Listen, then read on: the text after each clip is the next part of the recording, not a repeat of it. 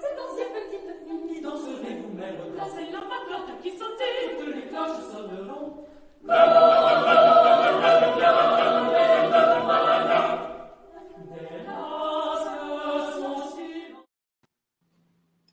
Muy buenas noches a todas y a todos. Estamos muy contentos de tener a Lauren Adja Tian en el estudio. Son las 7 de la noche y es Halloween y vamos a empezar. Hi, Lauren, how are you? We are so glad and lucky to have you here tonight. How are you? I'm very well, thank you, Achilles. I'm so delighted to be with you as well. Couldn't think of a better person to be interviewing me. Oh, it's so nice. And it's like such a long time since we've planned this. And finally, here we are. It's Halloween. We've been through a pandemic like for months. And here we are. So welcome. Thank you.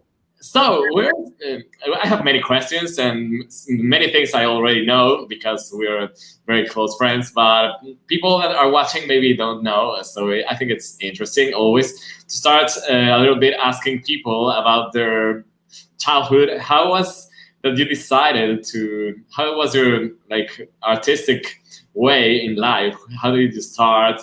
How did you decide to be a musician and all of that? Thank you for that question. It's always a really important question when we ask about people's artistic journey, especially if they decide to commit to it for their whole life, which is another topic in and of itself, especially nowadays. But I was very blessed to be born into a musical family.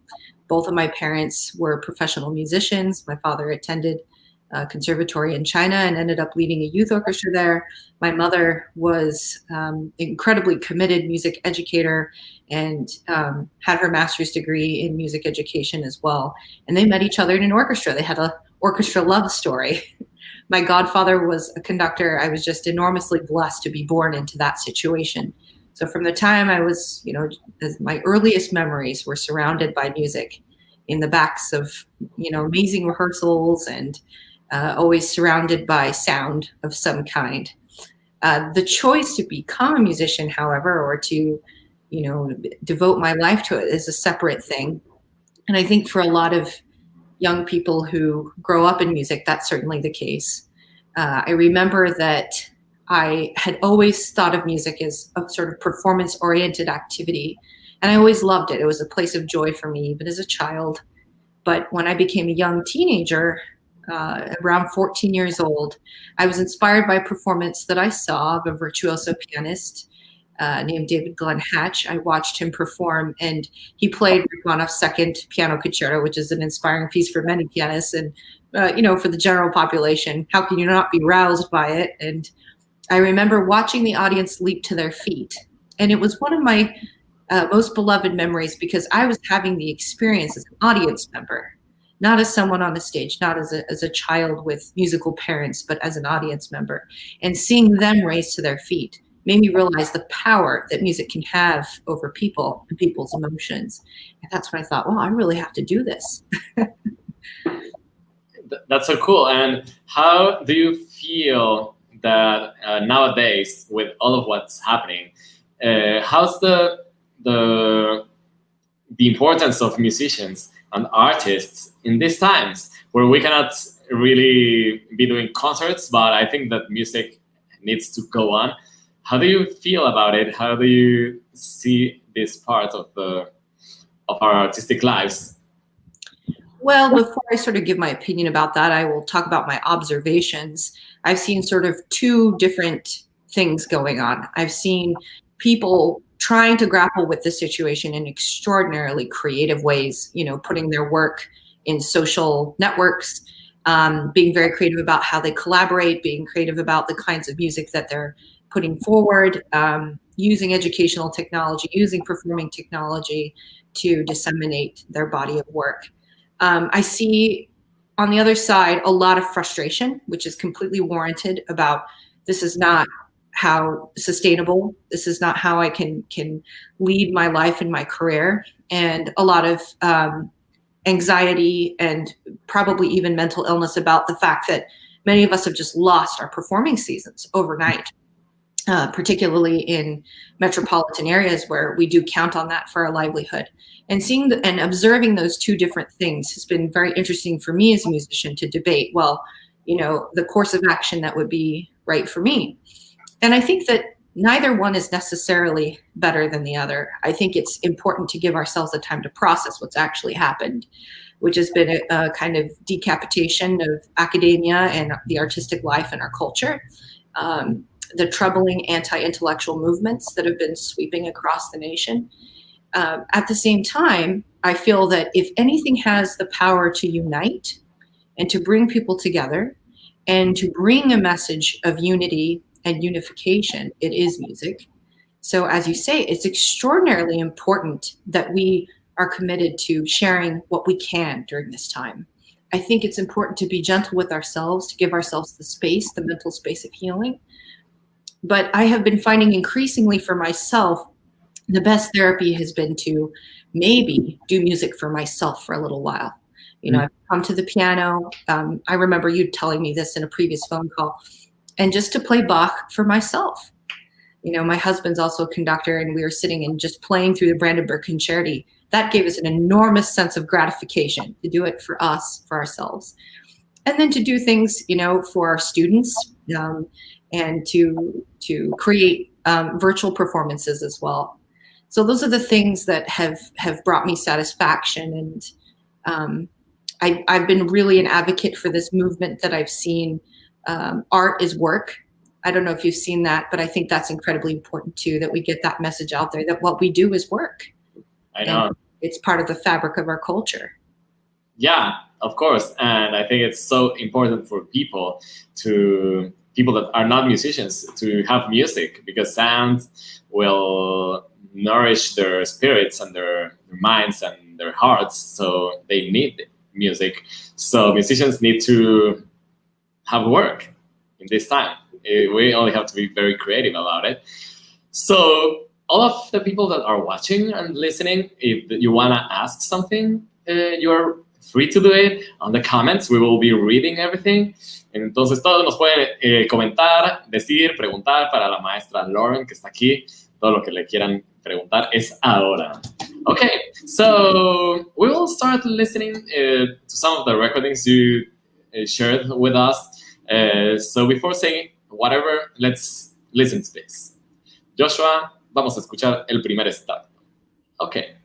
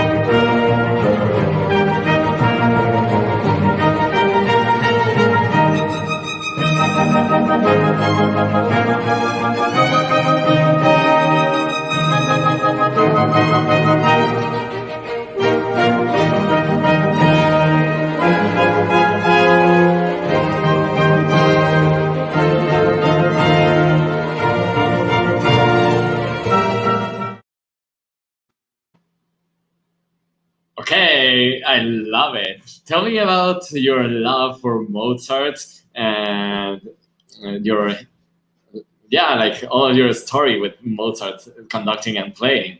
Great question. I'm so glad you asked me that. Mozart is extremely important to me. When I was a young child, I detested playing Mozart.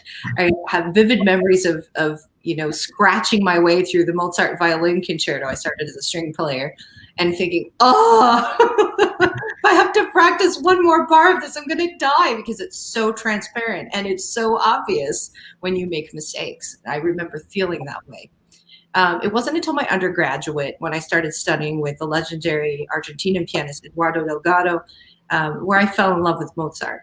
He had assigned 3:30 to me, and it was a time of exploration, an understanding of style, an education about finesse, an understanding about articulation, an understanding about the simplicity of the harmonies, and all kinds of elements regarding style, basically. And I realized how absolutely refined and beautiful and elegant and perfect in many ways the composition was. And I totally fell in love. It takes a talented teacher to make you fall in love with something that you previously hated, but it was.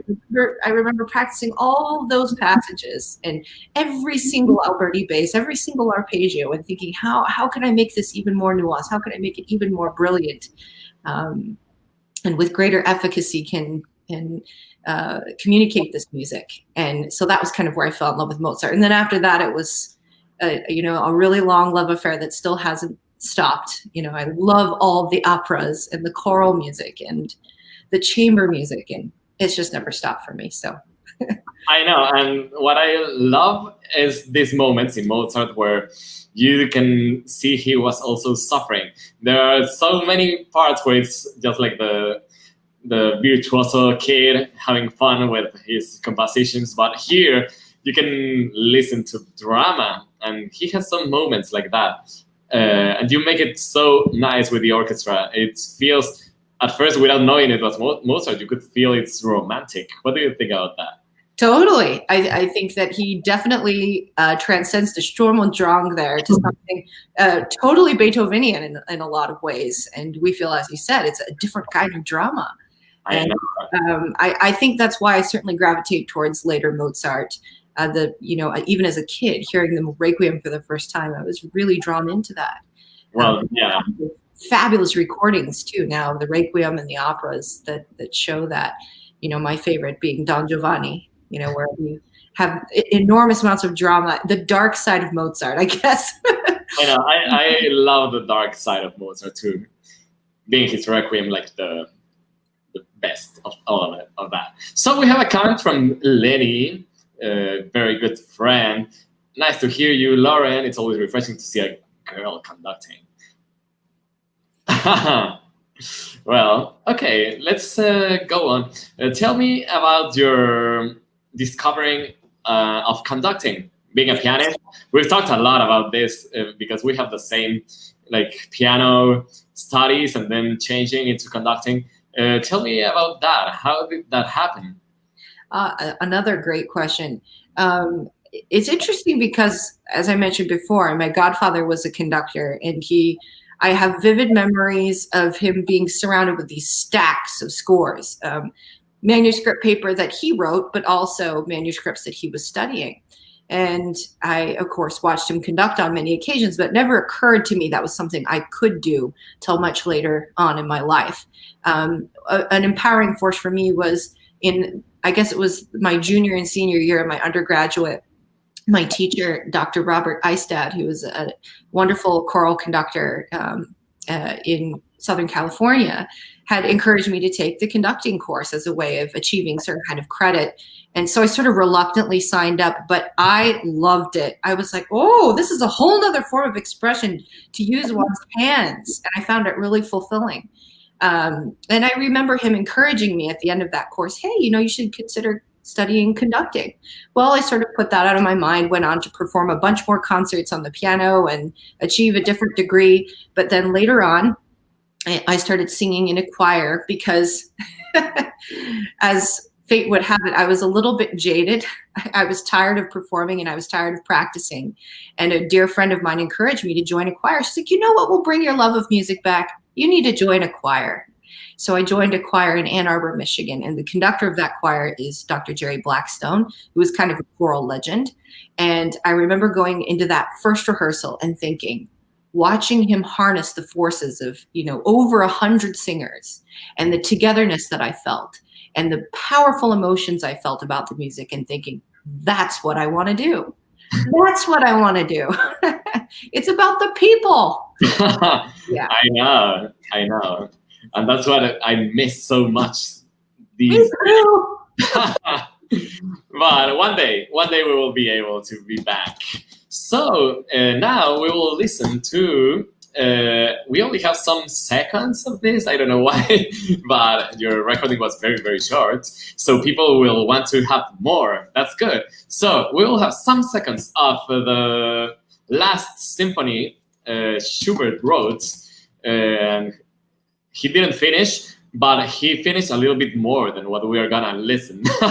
Okay. Adelante, Joshua.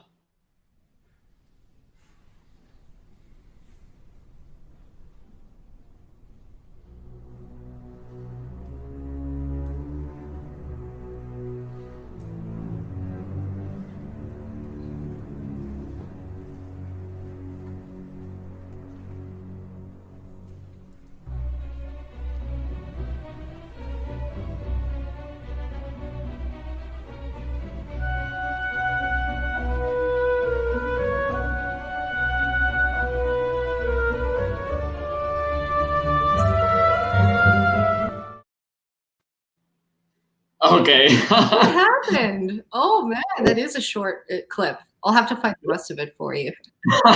That's what you sent. I don't know what happened, but it's good because then we want to listen to more. You start getting there and then you're like, oh no. So, congratulations from my very good friend, Carlos Correch. Thank you, Carlos. Okay, if you have some questions, no duden en preguntar a Lauren todas las preguntas que le quiera hacer esta noche. Bueno, so now let's go to one of the things that we have in common also. That's the choir. You just talked about that power you felt while singing with so many people and all of that.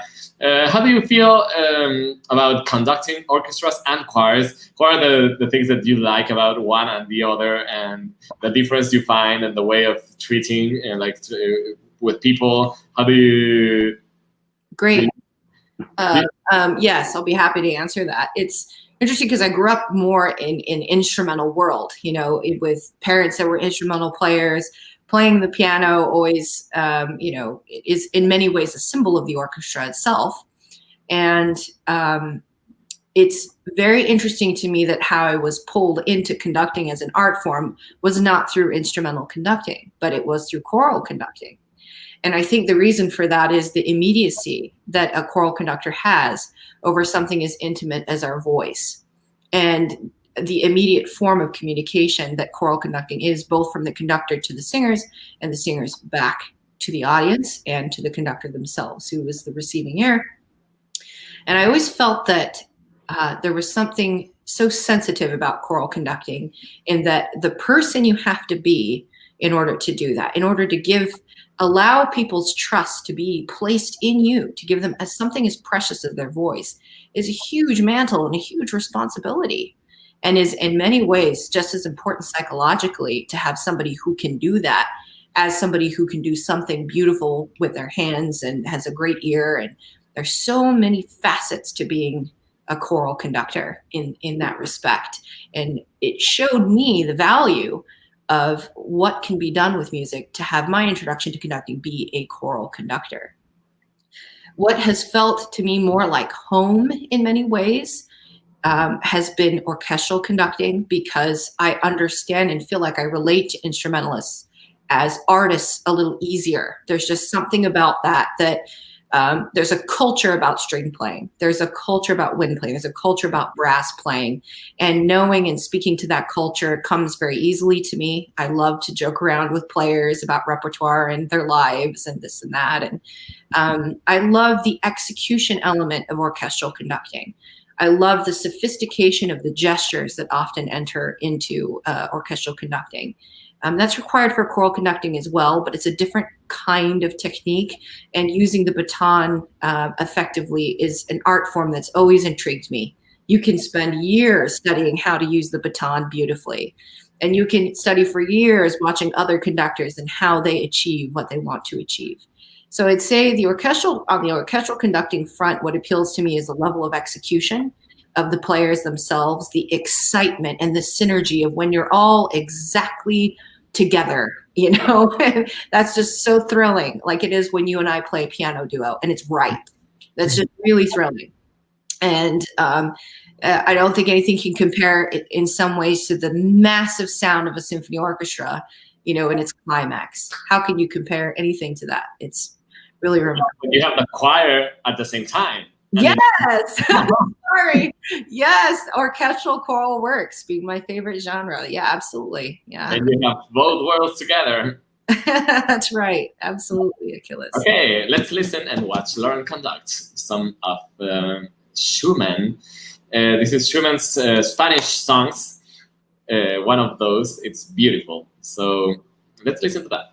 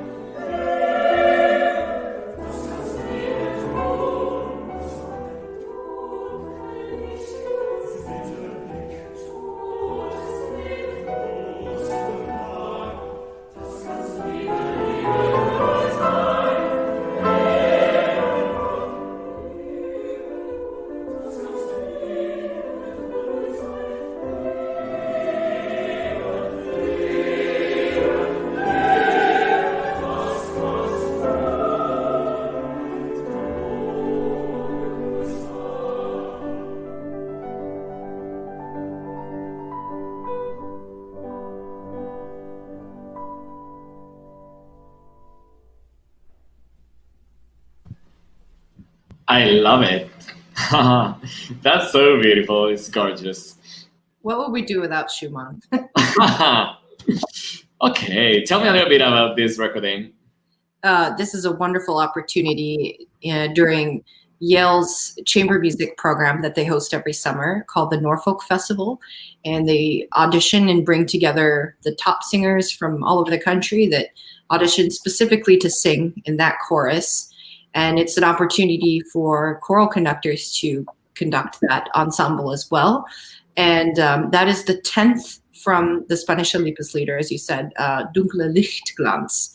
And what I love about that particular movement is it talks about the contrasts of life, love and sorrow and pain and pleasure. And it says all of those are with you. And so in talking about those different and opposite experiences that you could have them with one person, the text is so expressive. We found an amazing arrangement for piano four hands, which adds a whole nother sort of domestic element to it as well. It's a charming and evocative, wonderful work. It was it's really beautiful. So we have a comment from Sam that you know from the Lyceum Choir. Congratulations. It's amazing to see you both. Amazing to see you too, Sam. Hi. There you are. So now let's go to another complete time in music. Let's talk about contemporary music, which you love. Tell me a bit your approach. How do you? I know you love contemporary music. I do. Why? Can you explain a little bit of that universe? Contemporary music became a fascination for me.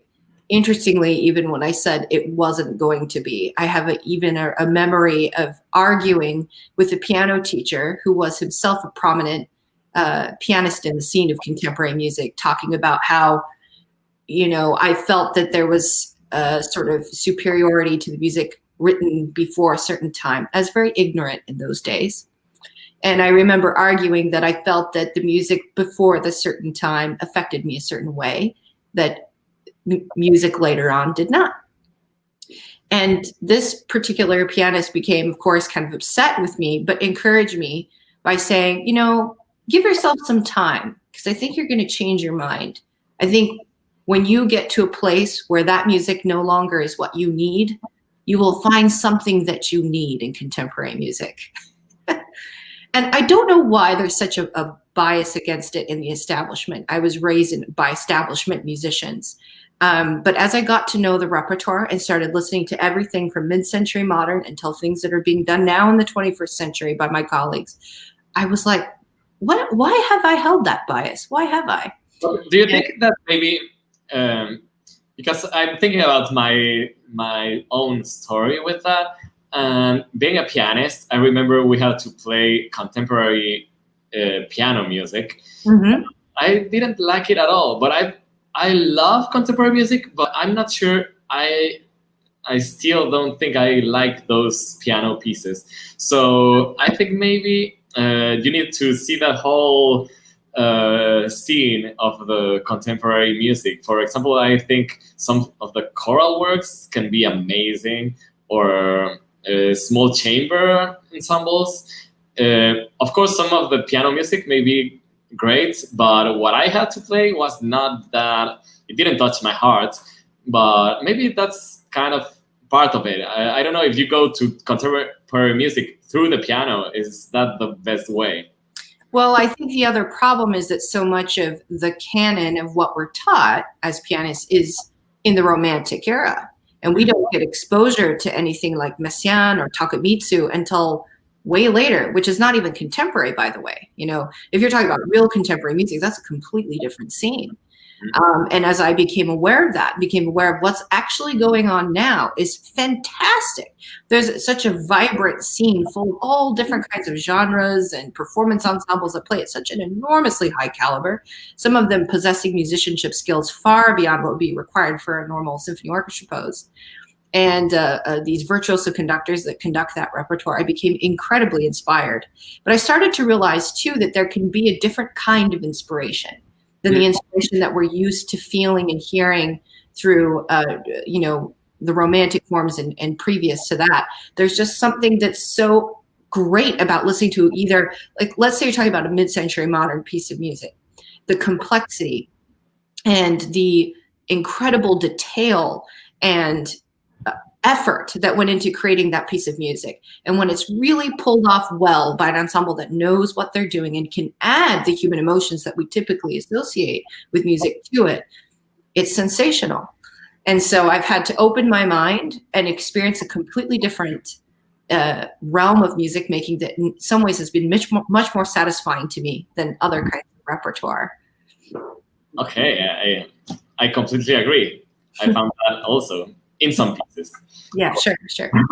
Let's listen to the next piece. Joshua, estamos listos con la siguiente pieza.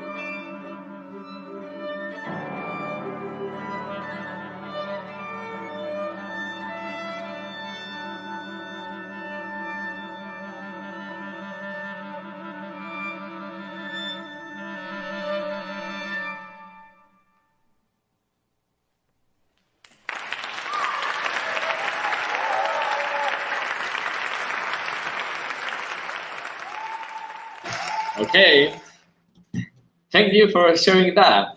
Tell me about this music. I love the pianist. It's very, very trying to be together with you. I love that. Tell me about this music. Yeah, that pianist is the absolutely marvelous pianist and also well known in the contemporary field. His name is Blair McMillan. And it was an absolute honor to play with them. They're the American Modern Ensemble. And that festival is hosted by Robert and Victoria Patterson. Robert's a prolific and magnificent composer. And that piece that was premiered that day is called Epiphania. It was written by my colleague Ari Sussman, who is now completing his DMA at the University of Michigan. And I adored that piece. And I think the players did too. Yeah, you were having fun. Yeah, we were having a great 1, 2, 3, 4, 1, 2, 3. Yeah. And everything in between. Yeah. And everything in between with your left hand. So, this comment, I agree about having a woman conducting. So, tell me about that. Do you still feel that it's more difficult for a woman to conduct? Do you have struggled to be who you are because of being a woman? How do you feel about that? Yes, it's interesting because I teach a course now called Women in Art and Music. And it's a course dedicated to feminist themes. And we look at and challenge the narrative of the canon as it's currently been up until now. And one of the things that I do that's, I think, probably one of the more powerful lectures is about the second or third week in the course. We show an infographic about percentages of women conductors with major symphony orchestras, specifically the big five. We talk about percentage of women composers' music being programmed. And I have to say, I was shocked as I put together these infographics how extraordinarily low it actually is even now. And we were looking at everything from the Philadelphia Orchestra to the New York Philharmonic to the Los Angeles Philharmonic, LA Philharmonic being the most inclusive of women composers and women conductors. But it was harrowing. The Metropolitan Opera, we were, as recently as 3 years ago, 0%. 0%. So we are still fighting a tide against female leadership that I think is pretty strong, at least in our country it is. And I think it has a lot to do with the culture around women, institutionalized misogyny, you name it. But I myself have been the recipient of comments from everything to my physical appearance, to way that I express myself, to my manner with my hands, to my physique, you name it. It's been commented on. And those things are persistent. I think that it's going to take some generations for them to go away. I am in particular admiration of friends of mine like Mélisse Brunet and Rebecca Tong, who are being seated with major orchestras, are doing major international competitions and speaking up about this and simply doing it by being fantastic at what they do. I feel in some ways you still have to be 250% to get the same recognition that a male who is not a person of color would get. And that's unfortunate. But I say that when you elevate women to positions of leadership in music, you're not just elevating women, you're elevating the entire human race.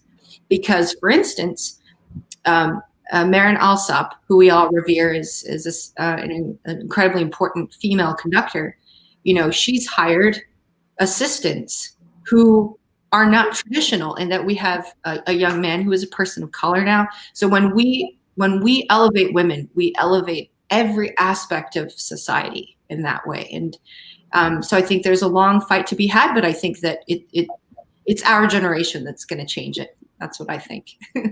Well, you're doing a good job with that. Thank you. Trying. Okay, let's watch this, please, Joshua.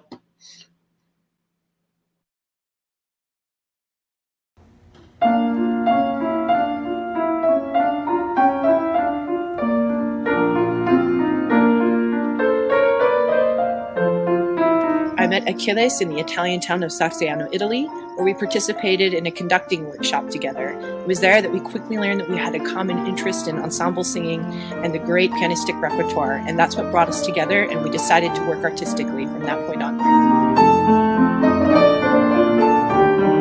Nos encanta trabajar juntos porque encontramos un placer genuino a la hora de hacer música, que nuestras energías se complementan de una manera muy buena.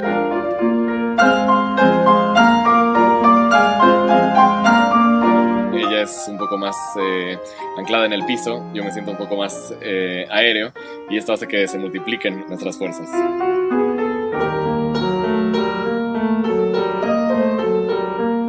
What I love about the double piano repertoire is that we have sort of two tiers. We have the tier of paraphrasing, where we get to experience larger musical forms like opera and symphonic reductions and piano concerti. And we also have the ability to experience more intimate miniature forms for hand music, which was meant for socializing and intimate gatherings.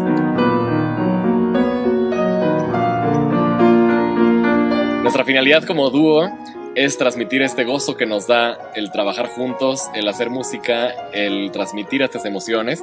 Queremos hacer realidad la finalidad del arte. que es comunicar, transmitir y juntar emociones y juntar a las personas, así como lo ha hecho con nosotros, Loren estadounidense, yo mexicano. Esto no tiene ningún tipo de barrera y eso nos ha llevado también a llevar nuestra música a todo el mundo y estamos tratando de hacer conciertos en todos lados.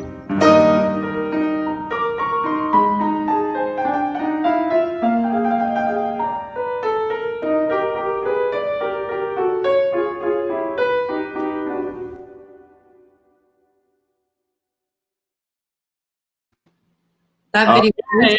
smile. So tell me, what is duo sartiano in your life? Duo Sartiano is the opportunity for me to collaborate with somebody that is such a rare bird in that we're both choral conductors, we're both pianists, we're both hyper idealistic, we are both travel gurus, we're both foodies. You name it, we have it in common. To make music with somebody you get along with that well doesn't come along so often. I know, it's incredible. And let's talk about a little bit how that video was made. It looks so beautiful, and it was so hard. We worked with this very nice guy called Pablo, but he's such a perfectionist. Tell us a little bit about that day. Well, that particular videographer was very exacting, and he wanted us to say things a certain way, and he wouldn't let it rest until we did. And I think that you and I came up to the standard. It may have taken more than a few times, but eventually we did. I know, it took like 6 hours. I thought it would be like 30 minutes, and we were there for hours trying to do a good job. But I think it was worth it. At the end, when you watch the video, it's really nice. So, we have a comment from one very important person. Let's look at that. Aww, for my amazing and handsome and wonderful husband, also a conductor, Oswaldo Machado. We need to tell the story where Ozzy saved a concert in Spain. We will talk about that later. But for now, we can say hi, Ozzy. It's so cool to read your message for Lauren and to say hi. Okay, so we were preparing for a concert in Italy. Let's watch this video that we recorded some days before going to Italy, when we could travel all around. Back in those days. Let's watch this.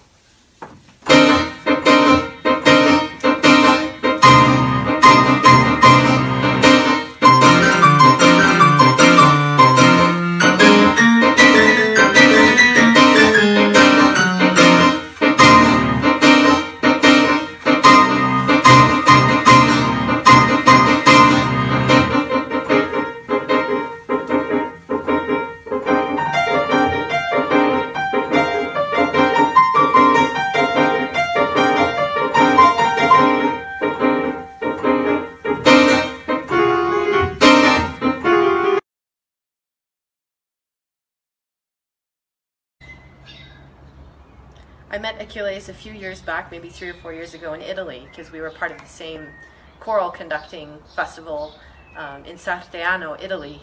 And I was immediately gravitated to his very dynamic and interesting personality. And as we talked with one another, we discovered we had many similarities, one of which was being pianists. And we both studied seriously in various capacities and performed with a variety of people in a number of situations. And he came up with the idea of performing together as a duo. And so that was sort of the beginning of our working relationship.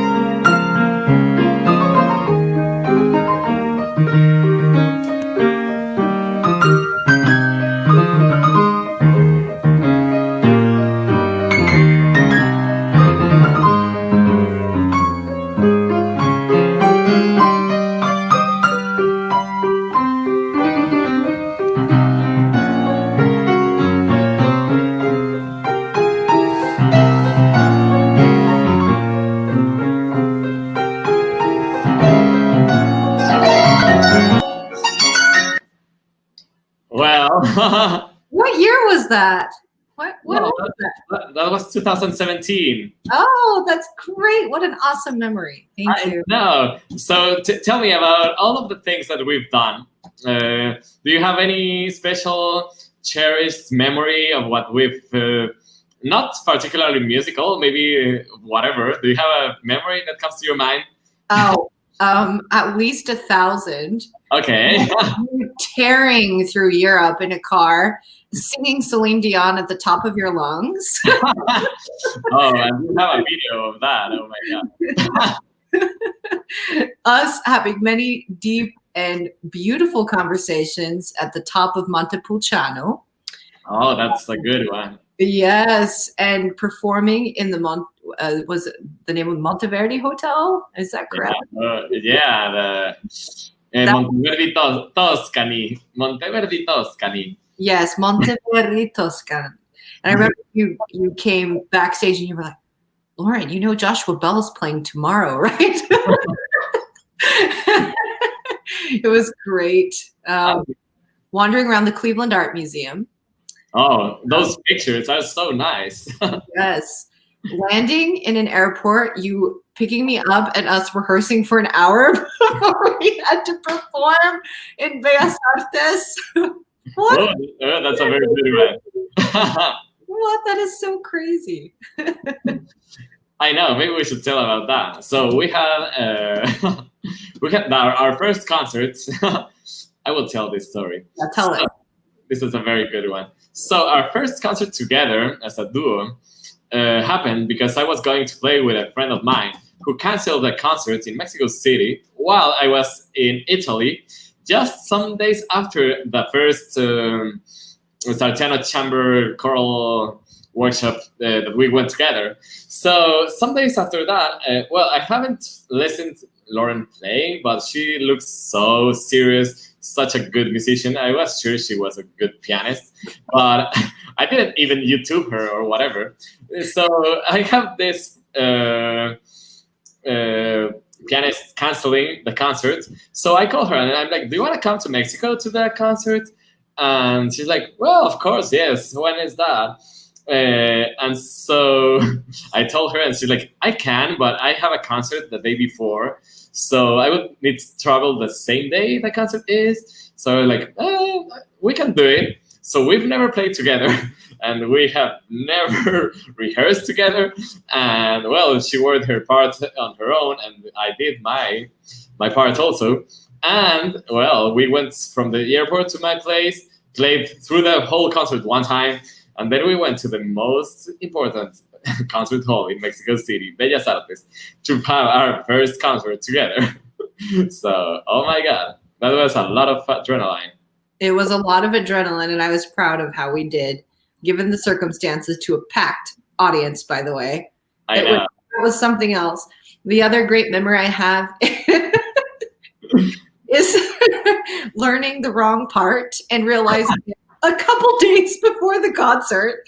That's part of that concert also. Yeah. So Yeah. she learned the same part as I knew. And that was an absolutely staggering realization and going, you were very chivalrous and learned the other part, which I appreciated. But I know. So finally, after rehearsing, you saw that was a rehearsal with my piano that's very loud. So we went to Italy and played to a fabulous Fazioli piano. So let's listen to a small part of that concert.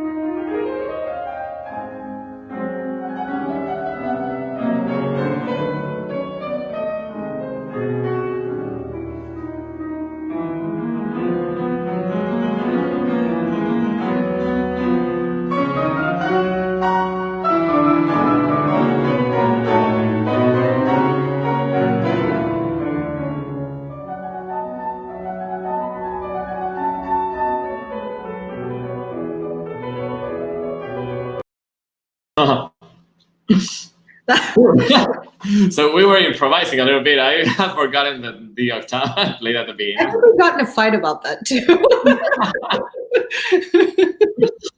Well, that was fun. So that's the Rhapsody in Blue in Italy a long time ago.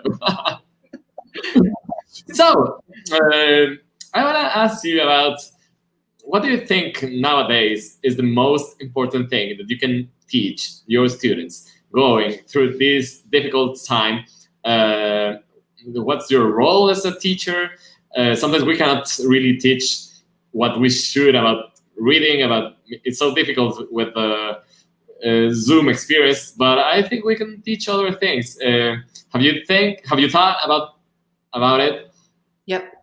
I've thought about it a lot because I think all of us educators have been forced to think about it during this period. If you haven't thought about it, you will think about it this academic year. I remember when I was taking piano pedagogy as an undergraduate, my teacher, who was a very esteemed and well-known author and piano pedagogue, had said that the greatest gift we can give our students is to learn how to read music, because it's so difficult to actually interpret a staff with efficiency and clarity and quickness, and then to interpret that into music. So I would say that was my philosophy until very recently, where I've been thinking a lot about the words and philosophy and remarkable teaching career of my colleague and friend, Gabriel Balkowski, who is the leader of the nonprofit Phoenix Fest. And he believes in teaching music for the love of music, and that the greatest gift we can give a child or an adult who's learning, maybe an adult learning to sing for the first time, or a child with their violin playing Twinkle Twinkle for the first time under their chin, is to love it in that moment. And it sounds cheesy, but it's not. It's not during a time like this. And I realized more and more, I've been thinking about him and thinking about his philosophy and thinking about his words, and they keep coming back to me, because the truth of the matter is, when everything is pared away and all we're left with are these Zoom conferences and limited teaching resources and limited time and a plethora of logistical nightmares, what do I really want to leave my students? I think it's what he said. I think it's that love of music. I think that's extraordinarily hard to convey. And I've had to really reassess the way that I think about teaching, and specifically teaching music. And so anyway, I thought I'd pass that along from someone I admire. That's beautiful. I agree. I completely agree. And so now we're going to talk about your teachers and the people that have inspired you the most. So let's start watching this.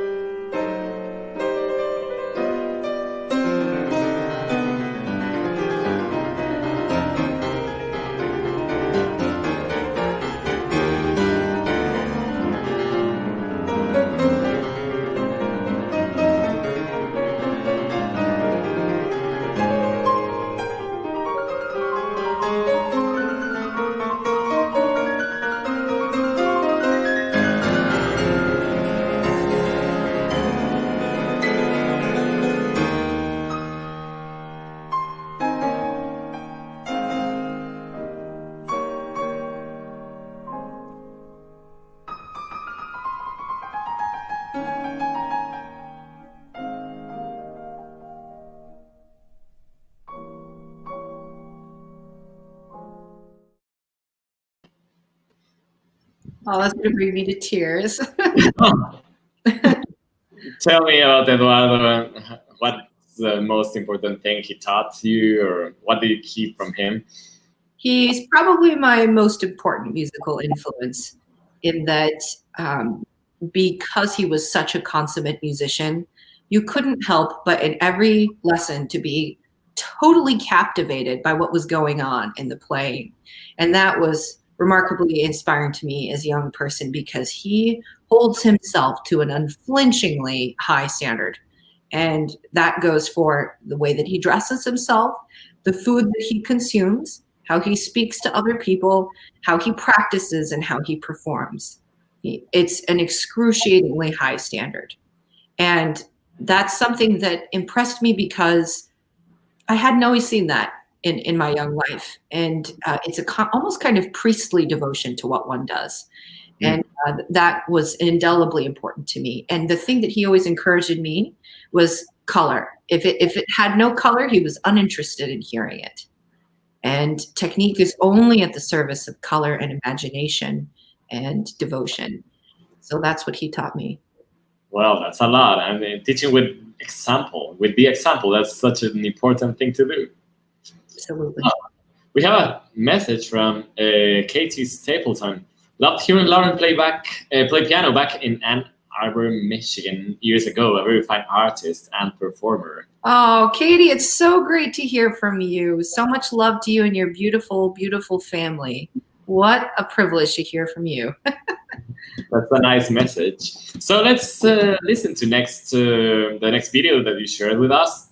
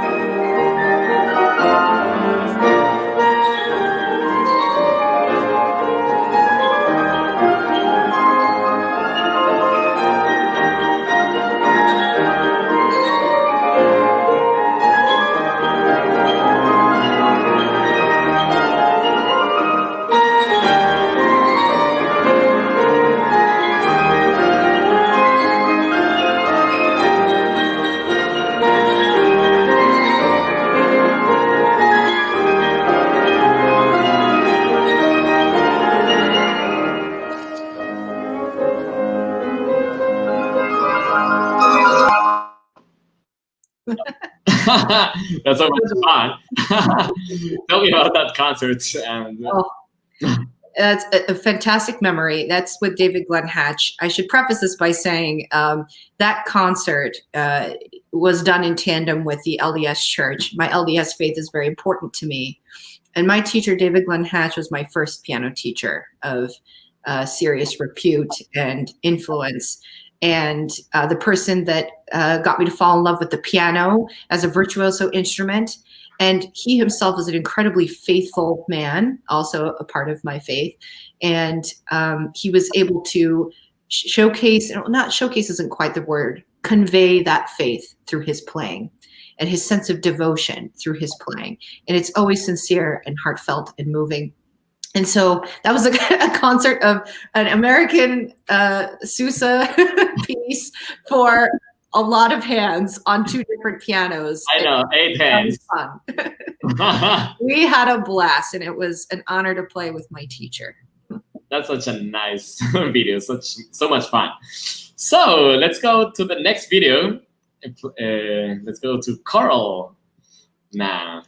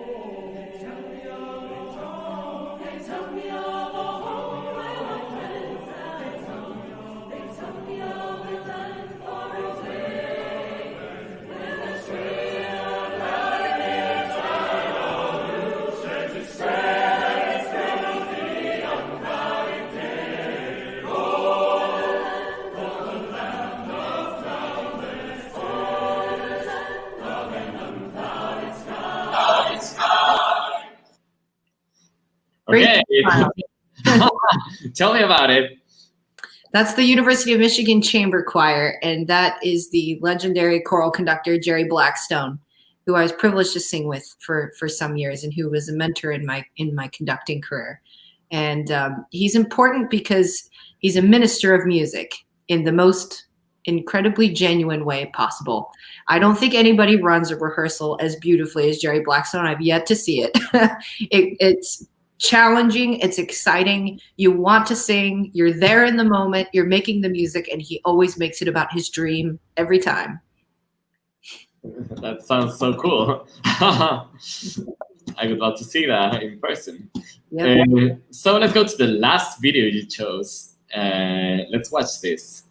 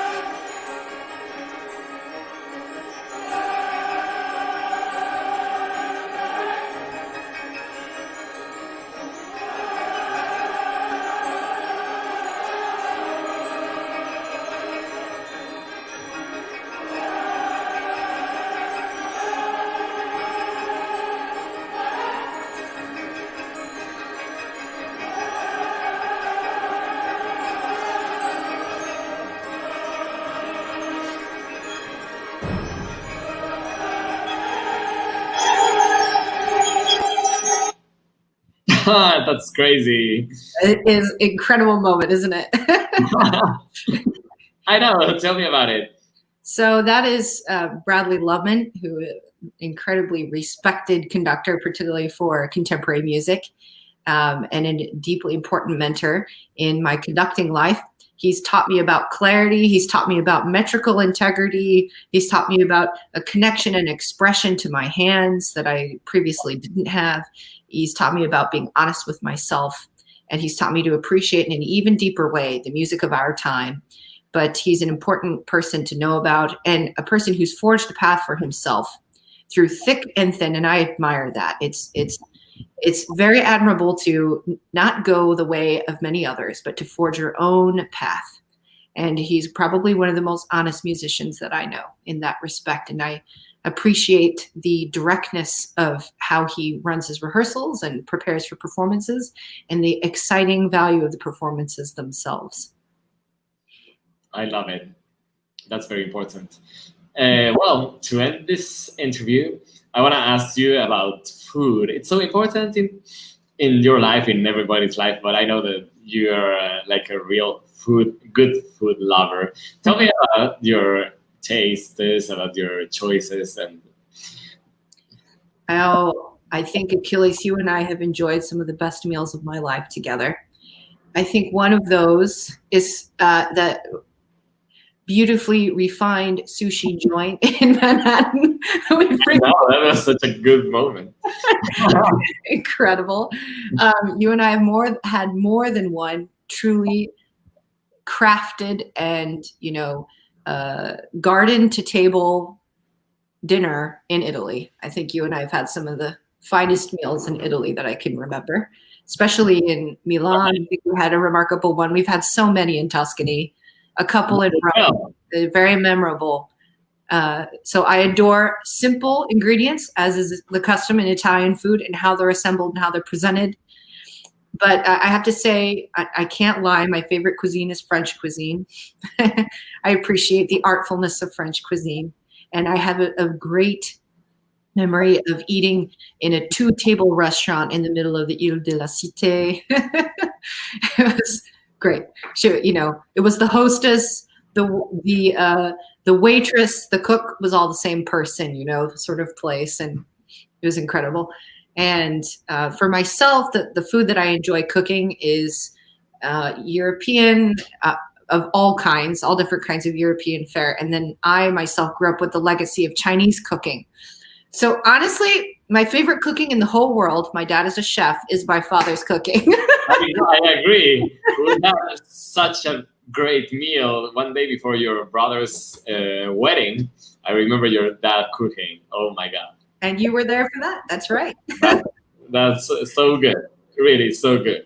Well, thank you so much for this time you shared with our audience. It's so cool to have you here and to listen to your stories, to your life, to your experiences, everything. Thank you so much. Thank you so much, Achilles.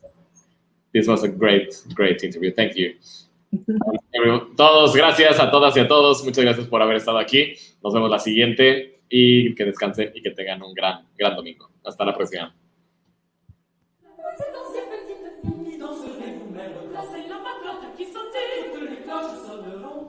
Bravo!